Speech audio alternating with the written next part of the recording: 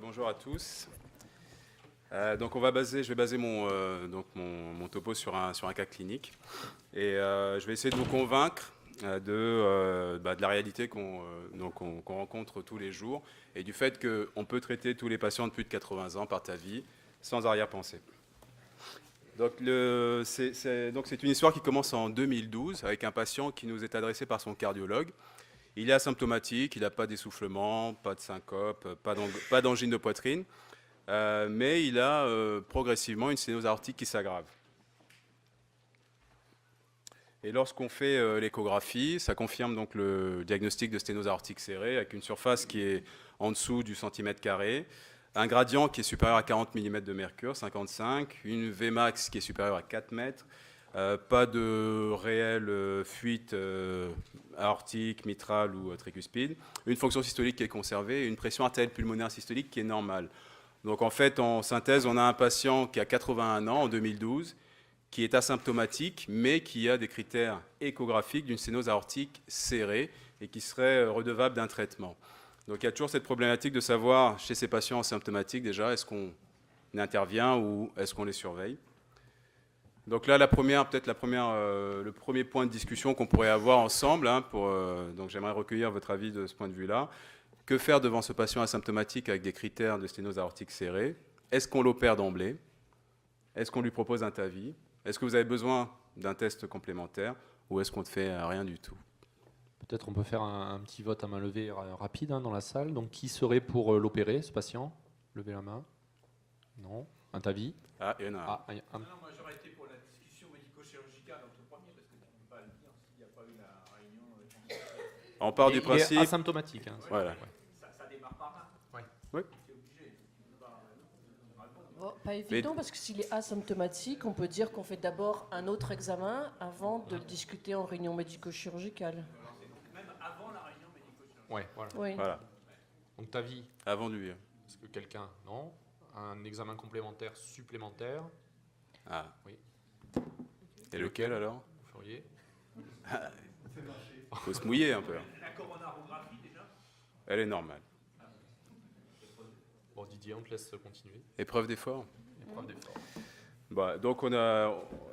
Donc ce qu'on a décidé de faire, c'est faire une écho d'effort. Une écho d'effort. Et en fait, lorsqu'on lui fait subir un test ergométrique sur un vélo, avec l'échographie en même temps, on s'aperçoit que progressivement, plus la charge augmente et plus son gradient augmente. Et si on reprend le papier de Lancelotti en 2005, les patients qui ont une variation du gradient de plus de 18 mm de mercure ont un mauvais pronostic et donc devraient être opérés.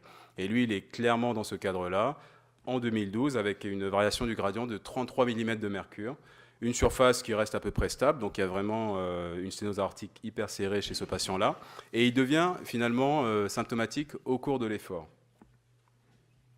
Donc on a notre réunion pluridisciplinaire à ce moment-là, et on lui propose une chirurgie conventionnelle, qu'il refuse. Il refuse en 2012, il veut réfléchir, voir sa famille, il part chez lui, et puis finalement il est perdu de vue. C'est une histoire assez récente, donc novembre 2014, donc un peu plus d'un an et demi plus tard, il revient parce que cette fois-ci il est très symptomatique et il syncope. Il était en train de tailler sa haie et il syncope. Là, il est hospitalisé en urgence, l'électrocardiogramme est normal, il a une sténose aortique qui s'est un petit peu plus aggravée, la surface fonctionnelle est plus faible, elle était à 0,8, elle est à 0,6 maintenant, centimètre carré. Le gradient a un peu progressé, passé de 55 à 70 mm de mercure. La fonction systolique est à peu près pareille, 70-60%, c'est à peu près dans les mêmes eaux. Et la pression systolique pulmonaire c'est un peu aggravé. Donc les coronaires sont saines, comme je l'ai dit plus tôt. Donc on lui propose encore une fois une chirurgie, et encore une fois, ce patient refuse. C'est un patient d'origine allemande, dont je me souviens bien, et qui est très documenté, qui a tout lu sur la chirurgie, sur le TAVI, et qui refuse formellement la chirurgie. Qu'est-ce qu'on fait? Est-ce qu'on va lui proposer simplement une dilatation aortique au ballon? Est-ce qu'on passe par l'optique du TAVI, ou est-ce qu'on respecte son choix et on ne l'opère pas, on ne fait rien? Mais il refuse pour quelle est la raison? C'est parce qu'il Il veut veut un pas. TAVI ou simplement il ne veut pas être opéré? Il ne veut pas de chirurgie. Il ne veut pas d'ouverture du sternum. Il propose autre chose. Est-ce que tu lui proposerais un TAVI, toi? Non. Moi, je suis les recommandations, donc je lui propose ce qui est indiqué pour lui, la chirurgie. C'est le patient qui s'est documenté. C'est le patient refuse systématiquement. Il refuse. Il s'est documenté sur Internet, Didier. Il est documenté. Et c'est lui qui te évoque la solution du TAVI. Tout à fait. Si. Donc en fait, lui, son choix se porte clairement sur le TAVI. Donc bon, pas en 2012, mais en 2014, il revient avec une documentation très précise. Il sait qu'on peut faire ça. Il sait il se retrouve dans un centre où on fait ça régulièrement. Donc il veut son TAVI.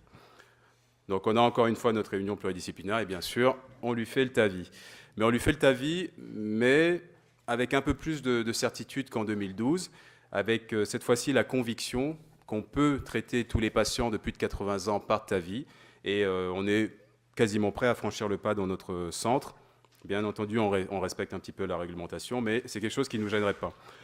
Pourquoi ? Parce qu'à peu près dans le même laps de temps, on a vu revenir nos premiers patients inclus dans l'étude Prevail, qui était le registre sur la bioprothèse Sapien XT, que tout le monde utilise maintenant de façon routinière, remplacé récemment par la S3. Et on a nos patients qui arrivent à 5 ans. Et à 5 ans, je vous montre ça, c'était notre tout premier patient, 89 ans, donc 84 ans au moment du TAVI, avec certaines comorbidités.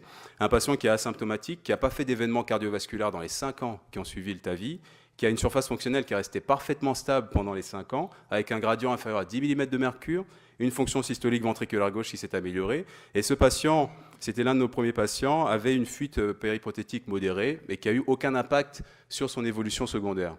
Donc, en couplant un petit peu toutes les données de tous ces patients qui sont revenus à 5 ans, on s'est dit, bien évidemment, on peut leur proposer le TAVI, on sait que ça marche, et on commence à avoir des éléments positifs sur la durabilité. Mais on ne peut pas faire n'importe quoi non plus.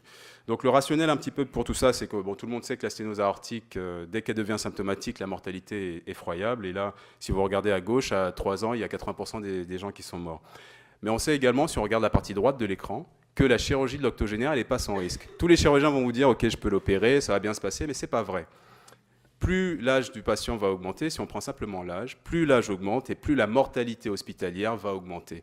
Donc c'est grévé d'une mortalité intrinsèque et qui rend tout à fait compétitif le TAVI dans cette population des octogénaires. Et ça, c'est quelque chose qui a été publié dans la littérature. Ce n'est pas une lubie. On sait également, lorsqu'on reprend un petit peu les données de partenaires, bien évidemment à gauche, TAVI supérieur au traitement médical. Donc il n'est pas légitime chez quelqu'un qui est symptomatique, qui a une sténose aortique serrée symptomatique, de lui proposer un traitement médical parce qu'on sait qu'il va mourir, 50% de risque de mortalité à 1 an, et donc il faut au moins lui proposer le TAVI.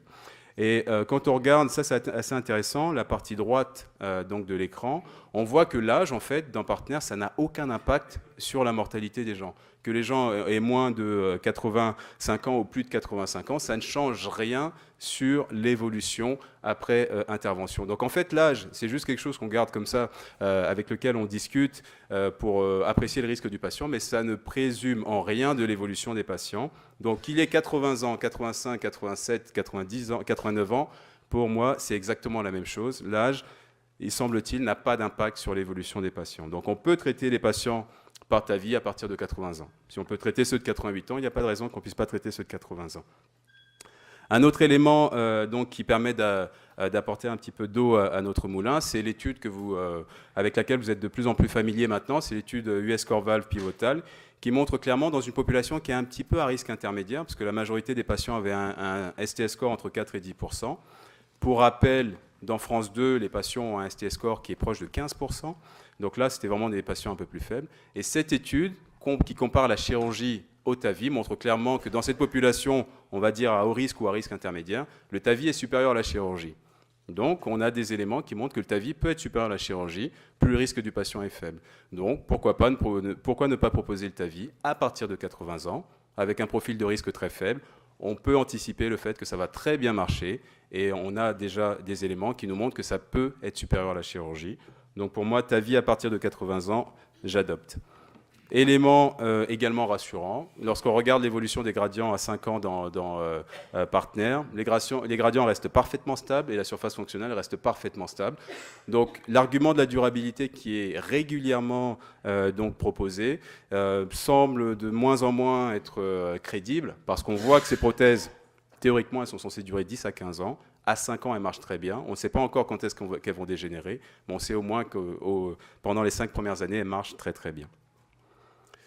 Bon, il faut quand même, de façon assez rapide, éviter les fuites paraprothétiques, éviter les accidents vasculaires cérébraux, éviter les complications vasculaires. Et ça tombe bien, on a eu à notre disposition fin d'année certaines prothèses, dont la S3, qui permettent de traiter les patients en respectant tout ce cahier des charges. Pas de complications vasculaires, pas de fuite et le moins d'AVC possible. Donc voilà le résultat pour notre patient. Sans arrière-pensée, on l'a traité, comme vous pouviez l'anticiper, avec un très bon résultat. Et je l'ai revu à un mois plutôt, asymptomatique. Une surface fonctionnelle très large parce qu'il a eu une 29 mm, un gradient à 10 mm de mercure, et une fonction systolique qui est standard, et un patient qui est ravi et qui dit qu'on est beaucoup mieux traité en France qu'en Allemagne. Voilà.